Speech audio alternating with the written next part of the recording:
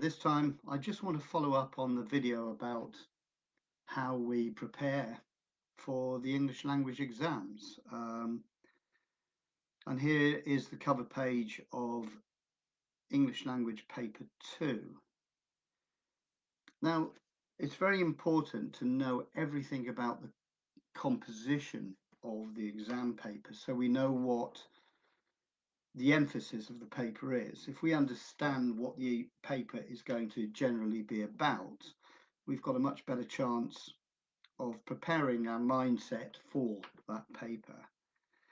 So the first thing I would highlight on GCSE English Language Paper 2 is the title of it.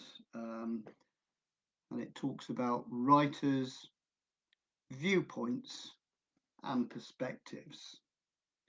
Now, a lot of the students doing AQA Language Paper 2 know that Paper 2 is the non-fictional paper, and when we talk about writers' viewpoints, there's normally two writers, therefore there are two sources, A and B, that the students will have to read at some point. But I want to take that further and make sure they fairly sort of clearly understand what the word writers' viewpoints means. I mean, it's quite simple, really. It's an opinion about something.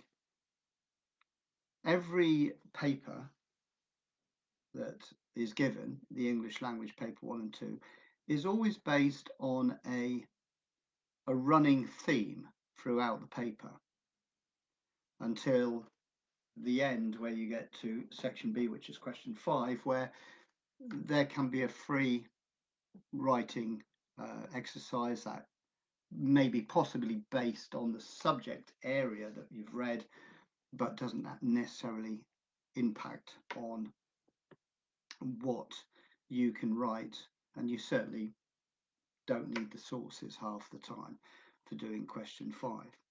So the viewpoint is the writer's opinion from or about a theme that's running through. Now, it's the perspectives part which needs defining. Perspective is from where they see things from, and because we know source A and source B are two different articles, there will be different perspectives from the writers. We know that one of the sources will be a current 21st century article, and we know that one of the other article will be a more historical perspective. In other words, in a different era, can go back as far as the middle of the Victorian time to sort of 50 years ago. But the point about it is the era will be different. So if we're talking about, for instance, an example, parenting, you're going to get a pretty different perspective from the historical perspective about bringing up children to the current one. So one of the perspectives is historical. Another perspective could also be the writer's gender. So we might get an article written by a man, and we might get an article written by a woman.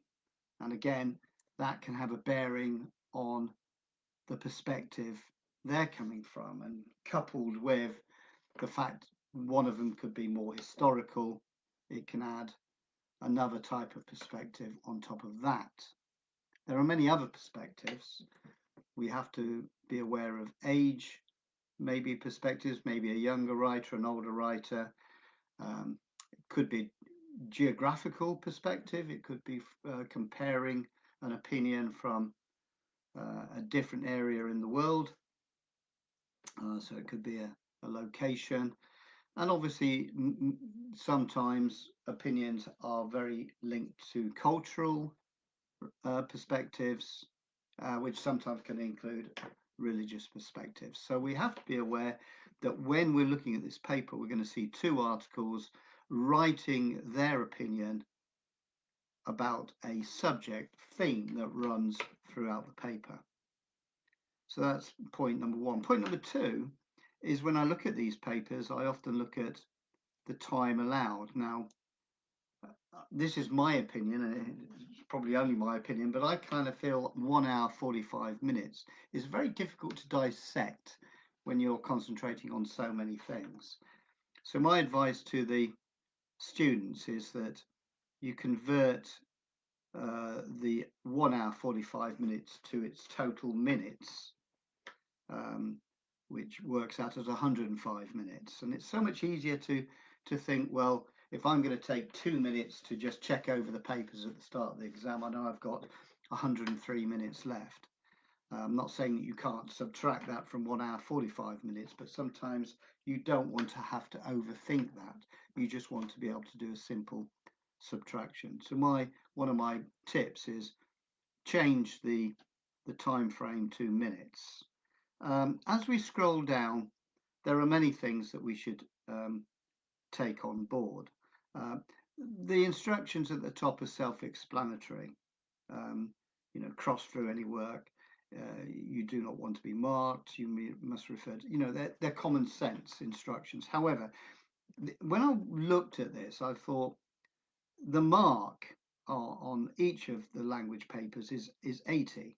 Now, mathematically, if you divide 105 minutes by 80, we're talking about 1 minute 20 seconds per mark time that you have. So that kind of starts to think, well, I've got to manage my time properly, because if I'm going for a small marker and I'm taking too much time, I'm going to get behind. Now, it makes me kind of chuckle in a way, because when they talk about section A and section B, you get the idea that maybe you've got an equal number of questions in each, and one has a different emphasis, which it states here. It says 40 marks section A, and it says 40 marks in section B. That's all well and good at this moment. It seems that seems a good balance. What we don't really spend a lot of time on is really looking at what section A is, the emphasis is, and this is it. The emphasis is reading in section A, and it's not just that, it's the quality of your reading. So section A is all about your understanding of the texts and your interpretation of the texts and what you infer and learn from the texts. So you have to read them really well. And the section B is the quality of writing. But when you look at that, you think, well, yeah, that's fair enough. We're going to do writing. But there are only 5 questions, and section A, the reading, has 4 questions, and section B is 1 question. So straight away, we know this is of massive importance in terms of the mark scheme. So when we look at the time that it will take eventually and the marks that you are given towards section B, you'll suddenly realize maybe there's a better way of doing things. Now, it does say in the advice, and if it says advice, if you says you are advised, it means you should listen and take the advice. It says you're about 15 minutes reading through the source and all 5 questions. Now, many students in the past have basically skim read, and they've been taught to skim read. But this is where the strategy of doing a paper comes in. So the actual cover page of this paper is giving us an idea about what we should be focusing on.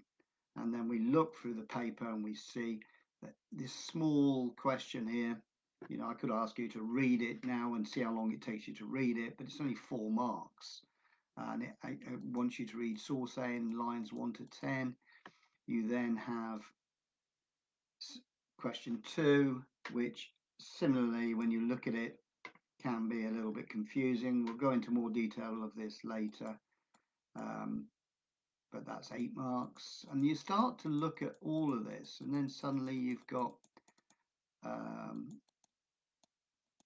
source B only, and it's a 12 mark here, beginning to get more important, an area you want to grab the marks on, spend some time on.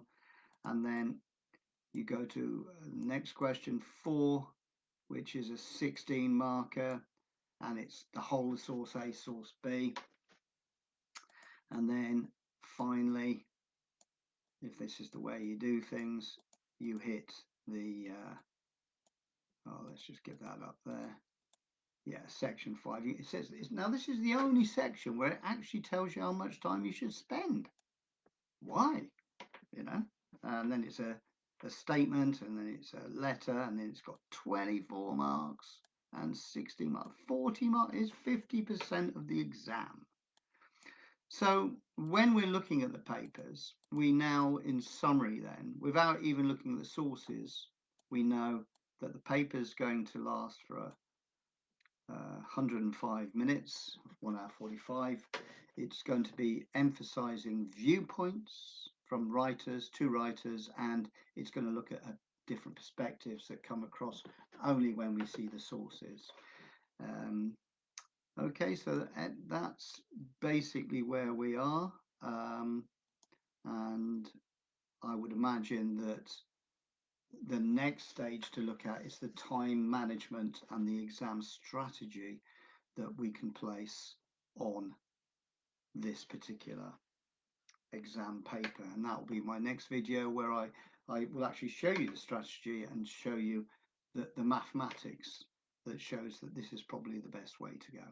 Anyway, thanks for listening again. Hope you get something out of this today. And again, feel free to comment and do visit my website.